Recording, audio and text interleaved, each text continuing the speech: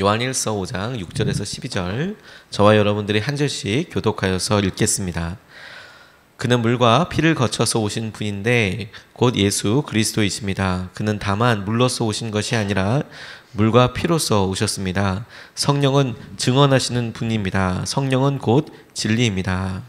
증언하시는 이가 셋인데 곧 성령과 물과 피입니다. 이 셋은 일치합니다. 우리가 사람의 증언도 받아들일거늘 하나님의 증언은 더욱더 큰 것이 아니겠습니까? 하나님의 증언은 이것이니 곧 하나님이 자기 아들에 관하여 증언하셨다는 것입니다. 하나님의 아들을 믿는 사람은 그 증언을 자기 속에 가지고 있습니다. 하나님을 믿지 않는 사람은 하나님을 거짓말쟁이로 만들었습니다.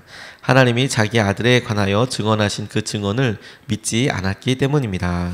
그 증언은 이것이니 곧 하나님이 우리에게 영원히 생명을 주셨다는 것과 바로 이 생명은 그 아들 안에 있다는 것입니다. 함께합니다. 그 아들을 모시고 있는 사람은 생명을 가지고 있고 하나님의 아들을 모시고 있지 않는 사람은 생명을 가지고 있지 않습니다. 아멘. 하나님 말씀입니다. 우리가 믿음으로 세상을 살아가려고 할 때 승리를 확신하는 이유는 예수님 때문입니다. 그리고 우리가 예수님을 그리스도로 우리가 구원자로 믿는 이유는 확실하신 증언과 증거 때문입니다. 그분이 우리에게 보여주신 삶과 그분을 통해서 우리에게 일어나는 여러 증거들이 있는데 그것을 통해서 우리가 예수님이 그리스도이신 것을 흔들리지 않는 믿음으로 붙잡을 수 있습니다. 요한이 그에게 있어서 중요한 이 부분들을 예수 그리스도를 믿는 믿음으로 이야기하고 있는 것은 요한이 살았을 당시가 이단과 그리고 아주 커다란 핍박들이 있었기 때문입니다. 이 모든 것들을 넘어설 수 있는 그런 도전이 그리고 넘어설 수 있는 해결이 능력이 예수님께 있다라고 고백하는 것입니다. 당시에 가장 횡행했던 이단은 영지주의라는 이단이었는데 이 영지주의의 특징은 뭐냐면 영과 육을 분리해서 그렇게 생각하는 것이었습니다. 그래서 자기들만 알고 있는 어떤 영적인 지식을 지혜를 알고 있으면 그런 사람들만 구원을 받는다. 보기에는 뭐 그럴까라고 생각하지만 실제로 그래서 그들의 삶을 어떻게 살았냐면 나는 그런 지혜를 알고 있기 때문에 육적으로는 아무렇게나 살아도 방탕하고 심지어 내가 다른 사람들과 더 악한 죄를 해도 영과 육이 분리되어 있기 때문에 그것과 상관없이 나는 구원을 받는다. 이런 식의 접근을 하게 되었습니다. 그리고 그것이 예수님께서 우리를 구원하신다라는 그런 기독교적인 그런 복음과 묘하게 얽히기 시작하니까 그것에 대해서 요한이 이제 강력하게 계속해서 이야기하고 있는 겁니다. 영과 육이 다르지 않다. 주님께서 우리 가운데 몸으로 오셨고 몸으로 돌아가셨고 그리고 그분을 통해서 이야기하신 성령의 여러 증거들이 그러하다라고 이제 계속해서 강조하고 있습니다. 근데 이것이 우리에게 굉장히 중요한 도전이 됩니다. 우리의 믿음 생활이 믿음 따로이고 그리고 우리의 삶 따로이고 이렇게 사는 분들이 많이 계시거든요. 영지주의라고 이야기할 수 없지만 묘한 분리감이 있습니다. 영적인 것 따로, 육적인 것 따로. 그렇지 않습니다. 우리가 우리 삶의 믿음을 우리의 삶의 한가운데에서 우리의 마음과 전심을 다해서 증명해 내는 거거든요. 근데 바로 거기에 오늘 읽은 우리의 말씀이 적용도 될 수 있고 우리 삶의 도전도 되겠다라고 생각을 하게 되었습니다. 오늘 본문 말씀을 통해서 우리가 같이 좀 붙잡고 어떻게 그래서 이 사람들은 이런 것들을 해결하려고 어떤 진리를 붙잡았는가 같이 살펴보고 기도하고 싶습니다. 요한이 주목하고 함께 이야기했던 진리는 무엇이었냐면 증언이었는데 성령과 물과 피에 대한 증거입니다.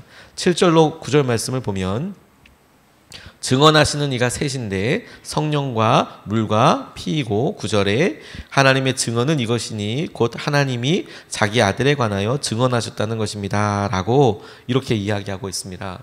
물은 예수님이 세례 받으실 때에 성령님의 임재와 하나님 아버지께서 친히 목소리로 이는 내 사랑하는 아들이다 라고 이야기했던 바로 그 사건을 이야기합니다. 그리고 피는 주님께서 이 땅에서 보여주셨던 십자가의 놀라운 구속의 사건을 말하는 것인데 십자가에서 죽으심으로 하나님의 계획을 이루셨다라는 것이죠. 그리고 성령님께서는 예수님이 말씀하셔서 내가 죽은 다음에 내가 너에게 약속한 것이 와서 너희들이 성령을 경험하게 될 것이다. 그 성령이 하시는 일은 무엇이냐면 내가 했던 모든 말을 너희에게 생각나게 할 것이다. 너희를 인도하게 하실 것이다.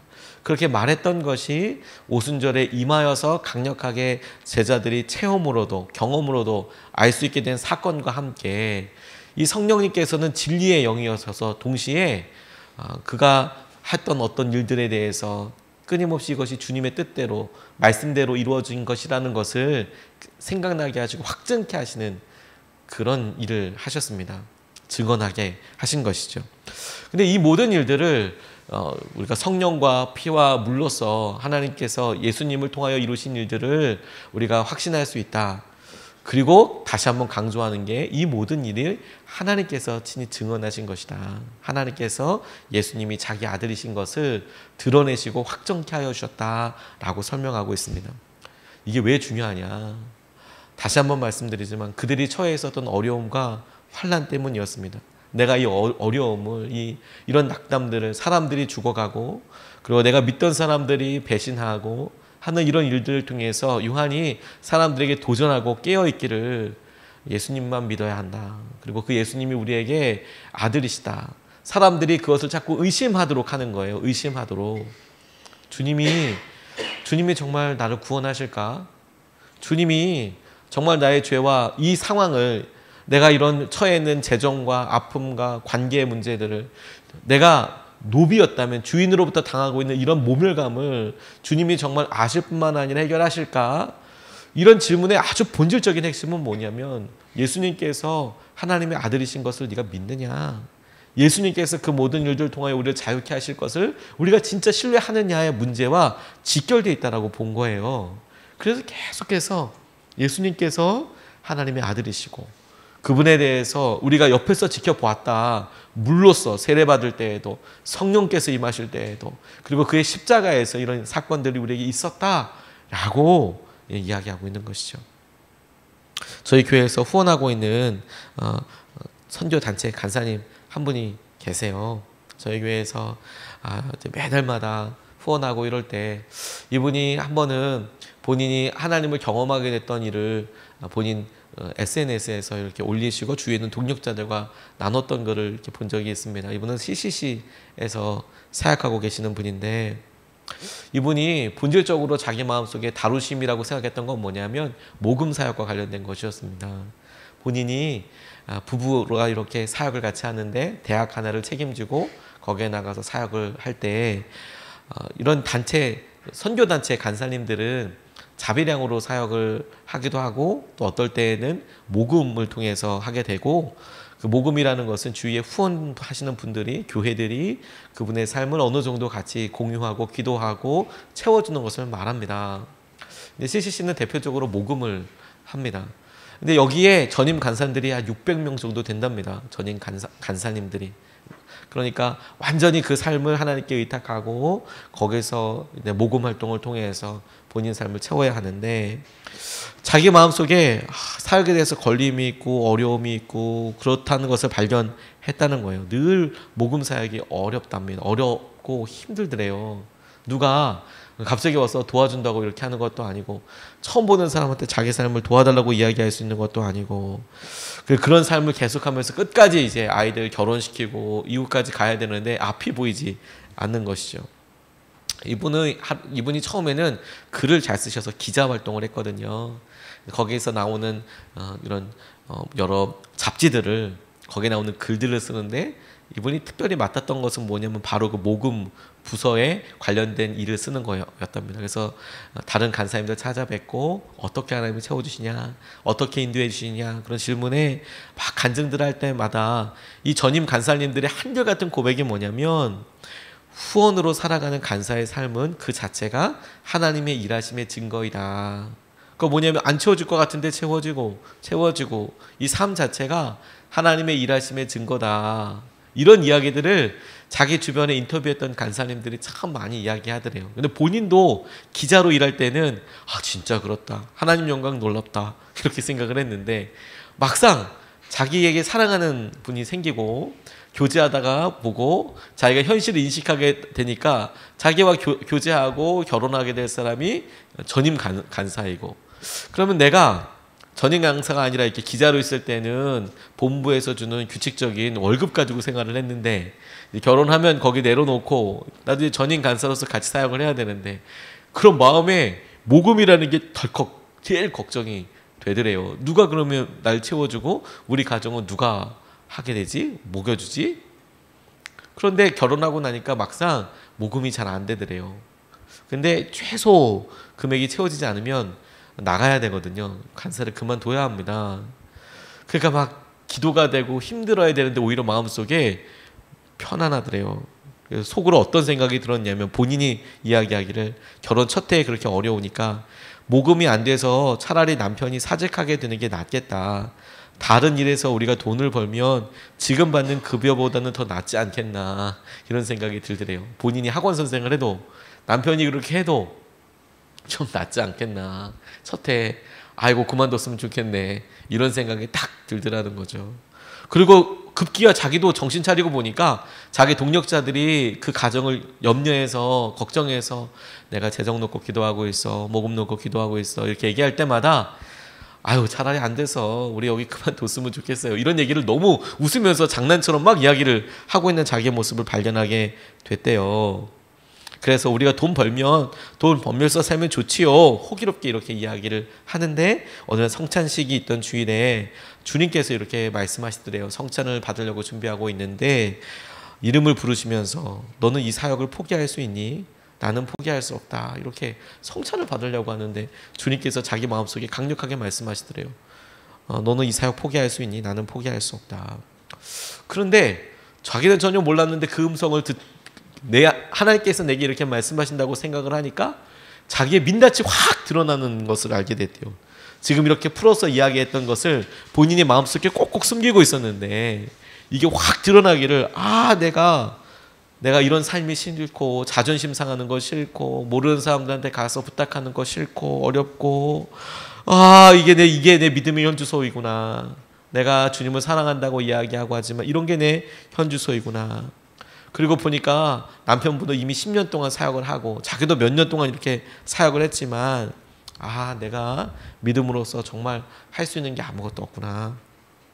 본인이 교제하면서 젊은 청년들, 이제 신입생들 복음 전하고 전혀 아무것도 모르던 청년들이 예수님을 영접하게 되고 믿음 생활을 하게 되고 삶이 변화되게 되고 제자로서 살아가려고 노력하는 걸 보면서 이게 기쁨인데, 변화되었는데 이걸 내가 중요하다고 생각하면서 잘 붙잡지 못했구나.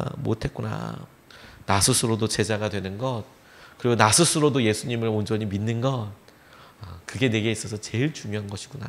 그걸 깨닫게 되셨대요. 혼자 할 수 없겠다고, 예수님과 함께 하겠다고. 우리가 믿음 생활에 자존심 상하고 이게 우리 삶에 진짜 민낯을 보여주게 되는 일들이 있습니다. 우리가 내려놓지 못하는 1%들이 사실 우리가 어떤 믿음의 사람인지 적나라하게 다 보여줍니다. 우리는 입으로 혹은 관계 가운데 이렇습니다, 저렇습니다 라고 우리가 보이고 싶은 어떤 것을 보여주고 싶지만, 그런데 그 문제 하나만 드러나면 우리의 민낯이 다 드러나요. 그런데 그 민낯을 드러나게 해야 되는 염려와 어려움과 아픔들을 한 번만 더 우리가 주님 앞에 질문해보고 나면, 이건 내가 예수님을 그리스도로, 예수님이 이 일을 해결해 주실 분으로 믿지 못하는 것과 관련되어 있는 거구나. 내가 예수님을 온전히 신뢰하지 못하기 때문이구나. 그분이 나를 구원하시는 분, 그분이 나의 그리스도이신 것을, 메시아이신 것을, 나의 구원자이신 것을 내가 의지하지 못하는 것이구나. 거기와 관련되어 있는 거예요. 그래서 지금 요한이 계속해서 이야기하는 겁니다. 그분을 믿어라. 근데 그분을 믿는 것이 마음속에 결단할 때 그게 아니면 증언과 증거들을 통해서라도 믿어라. 증언하시는 분이 성령께서, 그리고 물로써, 피로써, 그리고 하나님께서 직접 그분이 하나님의 아들이신 것을 드러내신다. 그분을 믿어라라고 말씀하시는 거예요. 그리고 주님께서 이 말씀을 통해서 우리에게 한 가지 더 누리도록 이끄시는 것이 무엇이냐면, 예수님 안에 있는 생명을 누리라라고 말씀하고 계신다라고 저는 붙잡았습니다. 11절 12절 말씀을 보면 하나님이 우리에게 영원한 생명을 주셨다는 것과 바로 이 생명은 그 아들 안에 있다는 것인데 그 아들을 모시고 있는 사람은 생명을 가지고 있습니다 라는 것입니다. 그 아들을 모시고 있는 사람은 생명을 가지고 있습니다. 하나님께서 예수님을 통해서 우리에게 영원한 생명을 주셨답니다. 아, 그렇구나, 아멘, 이렇게 받아들이고 우리가 그분을, 우리를 죄에서 구원하신 메시아로 믿으면 하나님이 말씀하신 생명이 우리 안에 있음을 확신할 수 있습니다 랍니다. 역시 아멘이라고 부르면 우리가 반드시 질문해야 될 게 있어요. 예수님이 우리 안에 생명으로 계신다는 것은 무슨 의미일까요? 예수님이 우리 안에 생명으로 계신다는 것은 오늘 우리가 어떻게 해야 한다는 것일까요? 그것이 우리의 삶에 무슨 의미가 있다는 것일까요? 우리 안에 생명이라면 그러면 그것으로 우리는 무엇을 할 수 있는 걸까요? 그리스도께서 우리 안에 생명이신데 우리가 그게 내게 해당되는 것은 어떤 의미일까요? 영원한 생명이라고 말씀하신 그것을 저는 주님께서 우리에게 주신 새로운 삶이라고 그렇게 약속으로 붙잡았습니다. 예수님께서 우리 안에 생명으로 계시기에 그 말은 죽을 수밖에 없는 우리의 생명과 우리의 삶이 아니라 우리 안에서 영원토록 사실 예수님의 생명을 붙잡고 살아갈 수 있는 전혀 다른 삶을 우리에게 허락하여 주셨다라고 저는 붙잡았어요. 우리가 원하는 소욕과 우리가 염려하고 우리가 걱정하고 우리가 두려워하는 환경과 상황에 지배되는 우리 자신의 삶 자아가 아니라 하나님께서 예수 그리스도를 통해서 우리에게 주신 새 생명, 영원한 그 생명을 붙잡고 내가 이 생명 가운데 살아서 전혀 다른 삶을 살게 되는 것이죠. 마치 우리가 죽을 뻔한 일을 경험하고 난 다음에 이제부터는 내가 새로운 삶을 살지, 그래서 과거의 내가 아니라 전혀 다른 삶을 살게 되는 것을 말하는 그런 기회를 우리가 날마다 얻게 된다는 것을, 날마다 예수님께서 우리에게 새 생명 되시니, 우리에게 영원한 생명이 되시니, 우리가 날마다 주님 안에서 죽고 날마다 다시 사는 부활의 은혜를, 날마다 예수님으로 살게 되는 그 새 생명을, 영원한 생명을 우리가 경험할 수 있다, 누릴 수 있다, 그렇게 믿음으로 우리가 살 수 있다. 오늘 이 시간에도 어제까지 우리가 어떤 삶을 살았던지 간에 오늘 우리의 기도와 마음을 통해서 하나님 그 생명을 우리에게 주셨으니 그렇게 다시 시작할 수 있다 라고 붙잡게 됐어요. 어느 분이 운전을 하시다가 자유로라고 저기 일산 가는데 이렇게 길이 있습니다. 조금 빨리 달릴 수 있는 길입니다. 신호등이 없으니까 뭐 슉슉 달려가는데 아차 하는 실수에 차가 굴렀대요. 이렇게 충돌 사고가 아니어서 정말 감사했죠. 그런데 그러기도 쉽지 않은데 뭐 이렇게 뭐 피하고 뭐 이렇게 하다 진짜 아차 하는 순간에 차가 막 쾅쾅쾅쾅쾅 굴러 몇 번 굴렀답니다. 본인 표현에 의하면. 그래서 차를 폐차할 지경이 됐대요. 차를. 근데 신기한 건 자기는 하나도 안 다쳤대요. 차가 굴러가지고 막 이 차는 폐차 바로 실려갔는데 본인은 신기하게 하나도 안 다쳤대요.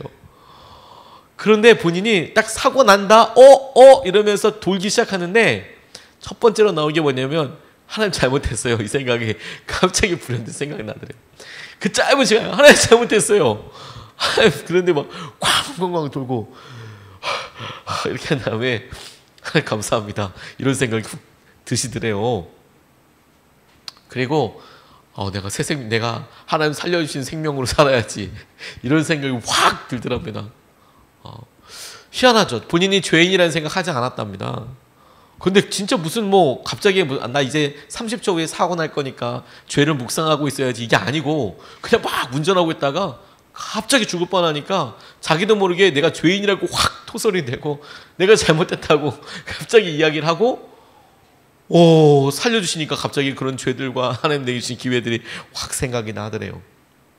그리고 그런 이야기를 하시더라고요. 내가 바뀐 건 아무것도 없고 물론 차가 폐차돼서 깜짝 놀라기도 하고 새로운 차를 구입하기도 해야 되고 그렇긴 하지만 하나님께서 내게 새 생명을 주셨다라고.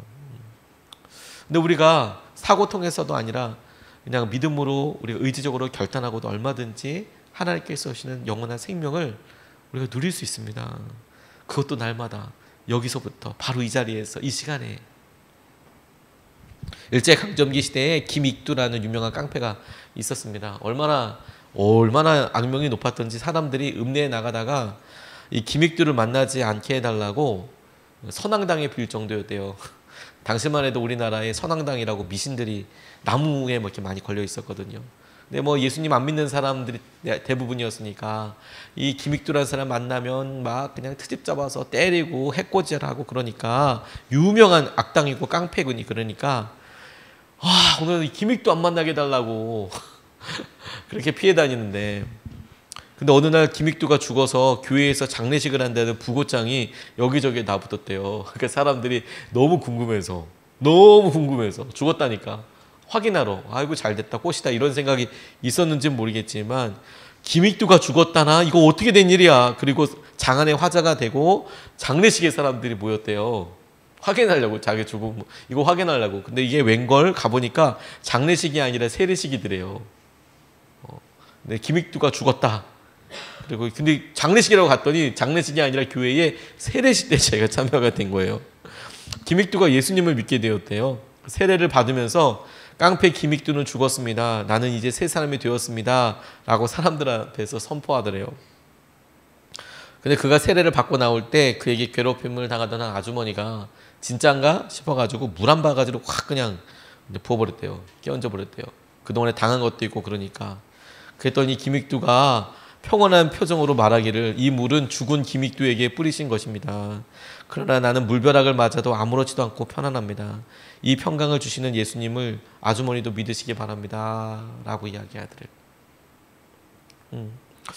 한참 망난이었던 어거스틴도 똑같은 삶을 살죠. 뭔가 커다란 사건이라기보다 내가 마음속으로 예수님을 내 생명으로 영접하고 나니까 그가 그런 방탕과 어려움의 시기를 의지적으로 결단해서 순종함으로 넘어설 수 있었습니다.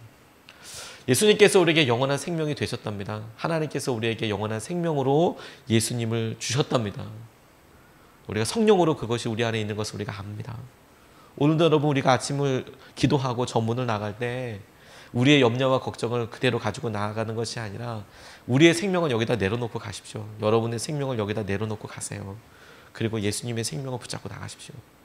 내가 예수님의 생명으로 오늘 사는 거예요. 영원한 예수님의 생명으로. 어제까지와 전혀 다른 삶을 사는 것입니다. 오늘도 의지적으로 결단하여 하나님께서 하시는 은혜를 내가 염려와 걱정 가운데 머무는 것이 아니라 예수님이 내게 주신 생명으로 오늘 말하고 예수님이 내게 주신 생명을 통해서 주신 기회라고 믿고 오늘 사람들을 만나고 새롭게 사는 것이죠. 그게 오늘 요한이 우리에게 예수 그리스도가 생명이시다, 영원한 생명이시다라고 말할 때 우리에게 진짜로 주님께서 이야기하고 싶으신 우리가 경험하기 원하는 능력이라고 저는 믿습니다. 주님께서 주신 영원한 생명과 은혜를 누리게 되는 저와 여러분 되시길 축복합니다. 오늘 두 가지 나눴습니다. 그분 주님을 증언하시는 성령과 피와 물에 대한 것을 통해서 우리가 예수님을 잘 믿게 되는 게 너무너무 중요한 거구나. 예수님만 믿고 나아가야 되는 거구나. 두 번째, 그분이 우리 가운데 생명이시니 어제까지 우리의 거짓되고 과거에 연약한 그 생명 붙잡고 사는 것이 아니라 오늘 예수 그리스도의 영원한 생명 붙잡고 오늘 우리가 산다. 우리 같이 이것을 붙잡고 두 번 나눠서 같이 기도하겠습니다. 첫 번째로 기도하고 싶은 것은 예수님을 더욱 사랑하게 해달라고 기도하고 싶습니다. 요한일서를 통해서 하나님께서 우리에게 주신 놀라운 도전은 뭐냐면 하나님을 향한 사랑이 계명을 지키는 것을 통해서 성장해서 마침내 예수 그리스도를 온전히 믿는 믿음으로 완성된다라는 것입니다. 그러니 오늘 우리 주님 예수님을 더욱 사랑하게 해주십시오. 예수님 말씀대로 순종하고 나아가고 그리고 예수님을 더 믿게 해주십시오라고 기도할 때 첫 번째로 예수님을 더욱 사랑하게 해주십시오. 우리가 다른 세상보다 심지어 돈보다 예수님 더 사랑하게 해주시고 예수님을 더욱 붙잡게 하여 주시옵소서. 우리가 첫 번째로 같이 먼저 이 시간에 기도하시겠습니다. 아버지 하나님 감사합니다.